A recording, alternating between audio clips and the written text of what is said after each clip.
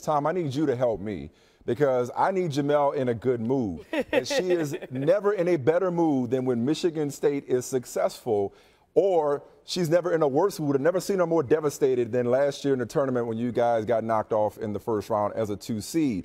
So with that said, man, you know, you're a tournament coach. We know that. 19 straight years in the tournament. What specifically do you have to do to get this team back into the big dance?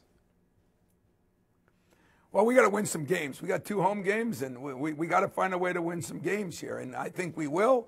I like our chances, but we got to play better, more consistently. And if Michael, if you thought she was in a bad mood after that game last year, I wasn't really in a worse mood. I just felt awful for our guys. We had the greatest group, and some of them are all playing in the NBA now. But you know, sometimes you have a year like that. I'm not accepting it. I'm just trying to understand it as I get older. But I think there's more good times than bad, and there's going to be a lot more good times in the future. Well, everything happens for a reason. So. Yeah, that's for sure. Speaking of guys you coach that are in the NBA, let's talk about Draymond Green. I don't know if you saw the story the other day, or at least saw the visual or video footage, but he cussed out Kevin Durant right there on the sideline, and he said after the game he did it to light a fire underneath him.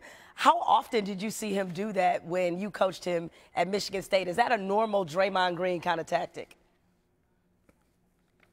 Well, I told Steve Kerr one time that, you know, he probably yelled at me to light a fire under me, you know. I mean, that's just Draymond. And, you know, I talked to my team about it, you know, and I talk to Draymond all the time. But, you know, I think that's what the world's lacking right now. You know, it's all of our jobs to hold each guy accountable and part of our family. I mean, you do that with your own family. And you know what? Draymond's going to have a bad day, too. And hopefully Kevin Durant will light a fire under him. You know, it happens in sports, especially when you play 82 games. And I think sometimes people can read into that the wrong way.